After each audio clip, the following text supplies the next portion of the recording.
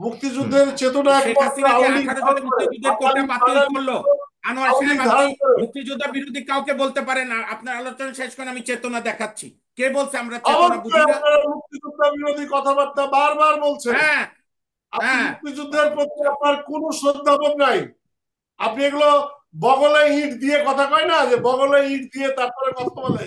আপনাদের কথাবার্তার ভিতরে মুক্তিযুদ্ধের ভিতরে কোনো কোথাও কোনো শ্রদ্ধাবোধ নাই। আপনার সাথে জন্মান্তর একমত, প্রজন্ম আপনার সাথে একমত হয়ে ওই প্রশ্নটা প্রজন্ম বলে করেছি। আর তো কি কথা না, মাননীয় প্রধানমন্ত্রী তো কি এটা বাদ কথা না দিয়ে গেলে দিলেন, উনি তো পুরোটাই বাদ দিয়ে যারা দিলেন। রাজাকার, যারা আন্দোলন যারা করছে তারাও তো, রাজাকার, আমরা তাকে তারা বলতে পারি এই কোটা মুক্তিযোদ্ধার সংস্কার কথা আন্দোলন, শুনলে কোটাকে সংস্কার হয়। করার কথা হয়েছে।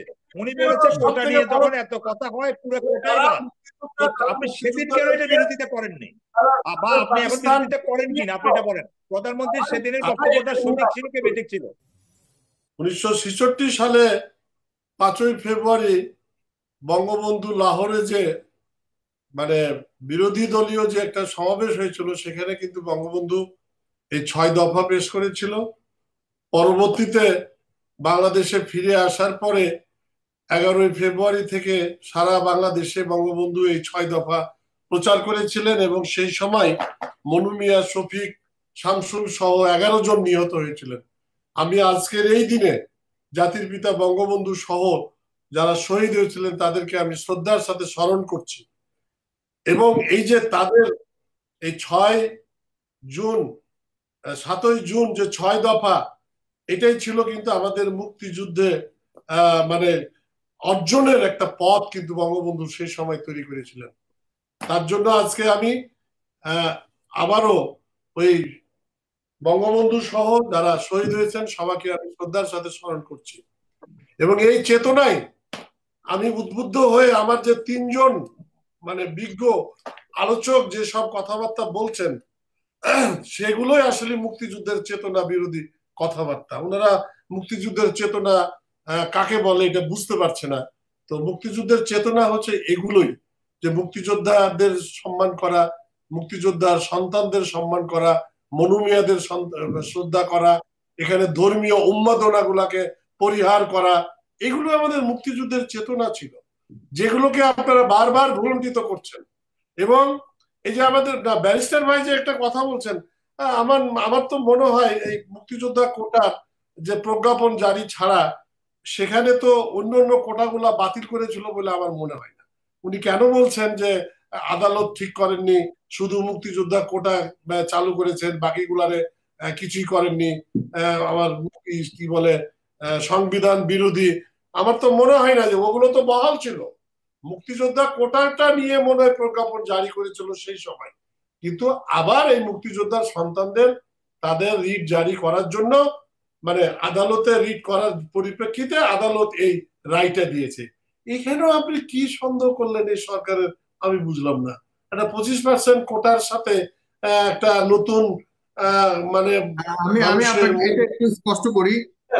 আজকের শুনানিতে রাষ্ট্রপক্ষের আইনজীবী deputy attorney general Sheikh Mohammad Saifuzzaman BBC কে বলেছে 2018 সাল পর্যন্ত বাংলাদেশের সরকারি চাকুরিতে 56% কোটা প্রচলিত ছিল। তবে ওই বছর ঢাকা বিশ্ববিদ্যালয় সহ বিভিন্ন শিক্ষা প্রতিষ্ঠানে ব্যাপক কোটা বিরোধী আন্দোলন হয়। বাসসের তথ্য অনুযায়ী 2021 সালে মুক্তিযোদ্ধা কোটা বাতিলের অংশটিকে চ্যালেঞ্জ করে কয়েকজন মুক্তিযোদ্ধার সন্তান হাইকোর্টে রিট করে। সেই রিটের শুনানি 30% কোটা বাতিলের সিদ্ধান্তকে অবৈধ ঘোষণা কেন করা হবে তা জানতে চেয়ে রুল জারি করেছে এবং রায় দিয়েছেন। সুতরাং প্রচলিত ছিল 56% কোটা, এটা হলো 2018 সাল পর্যন্ত। এরপর সম্পূর্ণ কোটাই বাতিল করা হয়েছে বা এই জাতীয় কিছু একটা বলতে চাইছেন জনাব ডেপুটি অ্যাটর্নি জেনারেল। সাইফুজ্জামান সাগর যেটা ভাই, বলেছে, সাগর ভাই, আমরা যে জায়গাটা একটা মিনিট আনোয়ার ভাই, এক্সকিউজ মি, সাগর ভাইকে একটু জাস্ট একটু ইয়ে করে দিই। সাগর ভাই, আনোয়ার ভাই, হ্যাঁ, আনোয়ার ভাই, একটা মিনিট, একটা মিনিট, ক্ষমা চাই, ক্ষমা চাই, আচ্ছা ক্ষমা আচ্ছা চাই, আচ্ছা, জি ক্ষমা আনোয়ার চাই। ভাই, পলার ভাই কিছু একটা দেখাতে যাচ্ছে এই বিষয়ে। একটু একটু সাগর ভাই, এই যে আনোয়ার ভাই, একটা মিনিট, একটা মিনিট, এক মিনিট, ক্ষমা চাচ্ছি তো, একটা মিনিট, আপনার সুবিধার্থে আমি একটু জানাচ্ছি আর কি যে বিষয়টা কি। এটা হলো বাংলা ট্রিবিউন, কোটা বাতিল পরিষ্কার কথা। মাননীয় প্রধানমন্ত্রী শেখ হাসিনা বলেছেন কোটা নিয়ে যখন এত কিছু, তখন কোনো কোটাই থাকবে না, কোনো কোটারই দরকার নেই। বুধবার 11ই এপ্রিল জাতীয় সংসদ অধিবেশনে নির্ধারিত প্রশ্নোত্তর পর্বে তিনি এই কথা বলেন। এর মাধ্যমে সরকারি চাকরিতে সব ধরনের কোটা বাতিলের ঘোষণা দিলেন বঙ্গবন্ধু কন্যা। কবে কার? এটা এটা হলো বাংলা ট্রিবিউন, 11ই এপ্রিল 2018। ও আচ্ছা, সেটা তো বলছি, সেটা ঠিক আছে, সেটা আগের কথা। এখন তো মানে এটা তো সিনিয়র আগে কোনো কোটাই থাকবেন না উনি, উনি তখন এটা বলেছিলেন কিন্তু সংসদে। হ্যাঁ আদালত এখানে না শুধু আপনি বলেছেন, আমাকে বলেছেন যে না আমি প্রধানমন্ত্রী এটা শুনি না, হ্যাঁ আপনি এটা বলছেন, রাইট রাইট আপনি এটা ঠিক আছে। বলছেন, এই জন্য আমি দিলাম। জি এই জি জি তাদেরকে ঠিক আছে। চাকরি দেওয়ার জন্য পকেটে টাকা ভরবে 10-12 লাখ টাকা, সেটাও বলছে পলাশ ভাই। মানে কতদূর ডালপালা ছড়াইয়া একটা কথা বলতে হয়। আমি সেটাই দেখলাম যে এই সামান্য বিষয় নিয়ে মানে তারা কত রকমের এখানে আলোচনায় নিয়ে আসছে এবং কতদূর যাচ্ছে। এটাই হলো সব থেকে দুঃখজনক বাংলাদেশের মানুষের জন্য। এবং মুক্তিযোদ্ধার যে চেতনা চেতনা নিয়ে যে আপনারা বুঝতে পারেন না, আসলে কয়দিন পরে আমার মনে হয় আপনারা বলবেন যারা মুক্তিযুদ্ধ করেছে তাদের বিচার হওয়া উচিত।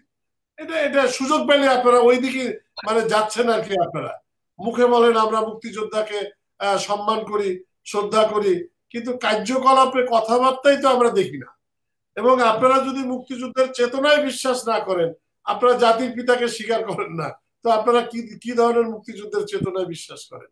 আপনাদের সাথে আমাদের ব্যবধানটা কোথায়? আপনাদের সাথে আমাদের বিভাজনটা মুক্তিযোদ্ধাদের পরিবারদেরকে চাকরি কোটা দেওয়ার সুবিধার সাথে মুক্তিযুদ্ধের চেতনাকে স্বীকার অস্বীকারের সম্পর্ক মেলাচ্ছেন কেন? না না, চেতনাবোধ তো শুধু ওইটা বলছি না, আমি তো চেতনা অনেকগুলা বিষয় আছে। মুক্তিযুদ্ধের চেতনা শেখ একমাত্র হাসিনা যে আওয়ামী লীগ 18 ধারণ জনের করে, মুক্তিযুদ্ধের কোটা বাতিল করলো, আনোয়ার আওয়ামী লীগ সাহেব আপনি ধারণ করে। মুক্তিযোদ্ধা বিরোধী কাউকে বলতে পারেন না, আপনার আলোচনা শেষ করে আমি চেতনা দেখাচ্ছি। কে বলছে আমরা চেতনা বুঝি অবশ্যই না? আপনারা মুক্তিযোদ্ধা বিরোধী কথাবার্তা বারবার বলছেন। হ্যাঁ আপনি হ্যাঁ মুক্তিযুদ্ধের প্রতি আপনার কোনো শ্রদ্ধাবোধ নাই। আপনি এগুলো বগলে ইট দিয়ে কথা কয় না, যে বগলে ইট দিয়ে তারপরে কথা বলে। আপনাদের কথাবার্তার ভিতরে মুক্তিযুদ্ধের ভিতরে কোনো কোথাও কোনো শ্রদ্ধাবোধ নাই। আপনারা কদিন পরেই বলবেন মুক্তিযোদ্ধাদের বিচার হওয়া উচিত, তারা ভুল করেছে, আমাদের স্বাধীন পাকিস্তান ভালো ছিল। এই কথা বলবেন, এই দিকে আপনারা ধাবিত হচ্ছেন, সুযোগ খুঁজছেন। কিন্তু এটা যতদিন বাংলাদেশ থাকবে একজন থাকলেও এর প্রতিবাদ করবে। এবং মুক্তিযুদ্ধ যেটা নিয়ে করা হয়েছিল, এই যে আজকে আজকে যে 6 দফা, এই 6 দফায় ছিল আমাদের স্বাধীনতার মূল ভিত্তি। কোথায় ছিল সেদিন সেক্টর কমান্ডার গ্রামের উপর উঠে স্বাধীনতা ঘোষণা করেছে? এটা নিয়ে আপনারা তুলকালাম করার চেষ্টা করেন। আপনারা আসল জায়গায় তো ইতিহাসে ফিরে যান না।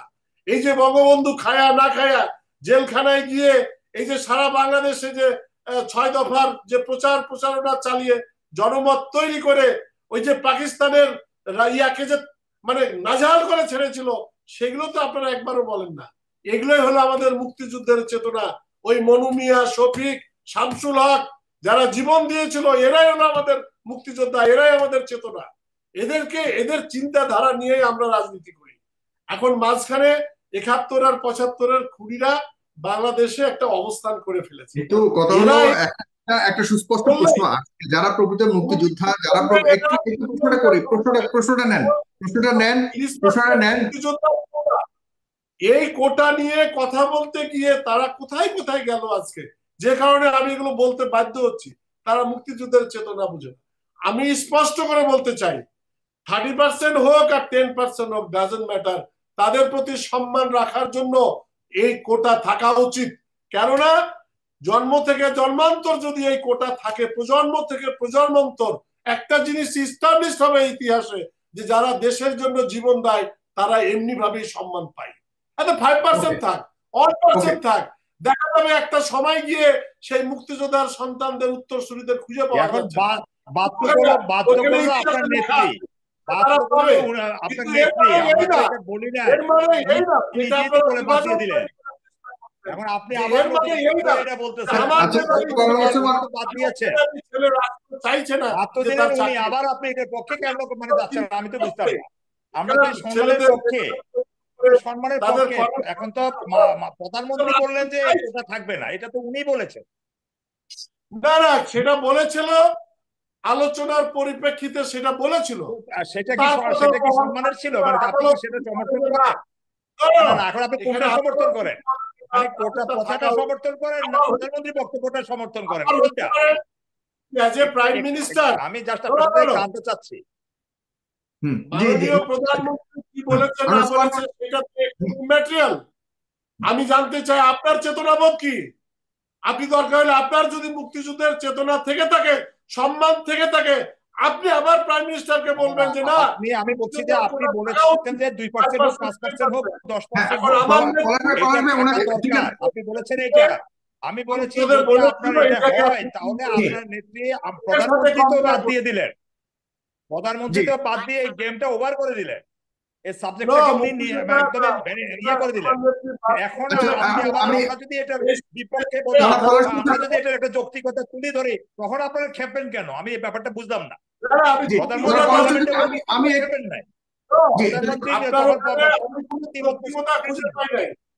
আমি আমার বক্তব্য করেননি, এখন কেন? আমি ব্যাপারটা আমরা চাচ্ছি, আমরা বললাম যৌক্তিকতা আছে, কিন্তু আমরা এটা বাতিল করি নাই। এটা বাতিল করার পাওয়ার, যার পাওয়ার আছে তিনিই বাতিল করেছেন। তখন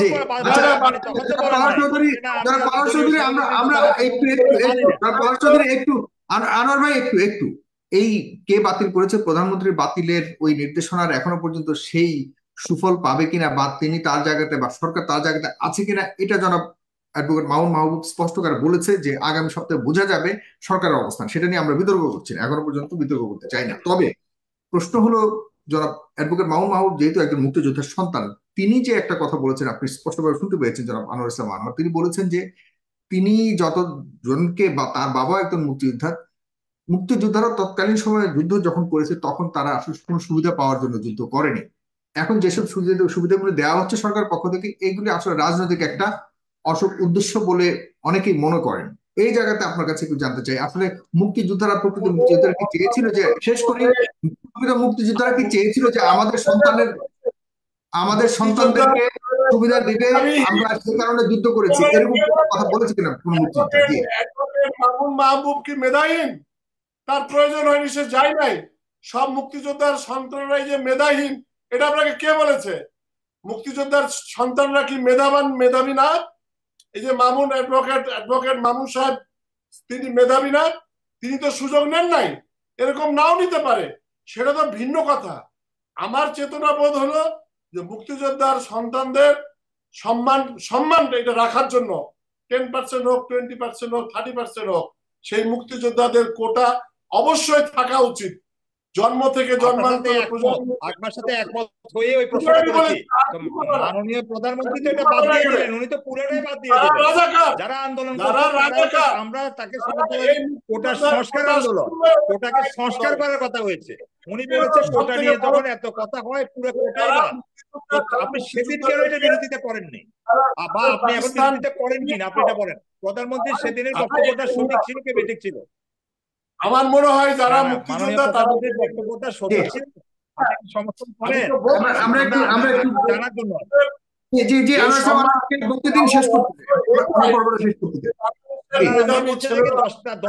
থাকা উচিত যারা সংস্কার আন্দোলন করেছে, আমরা এটা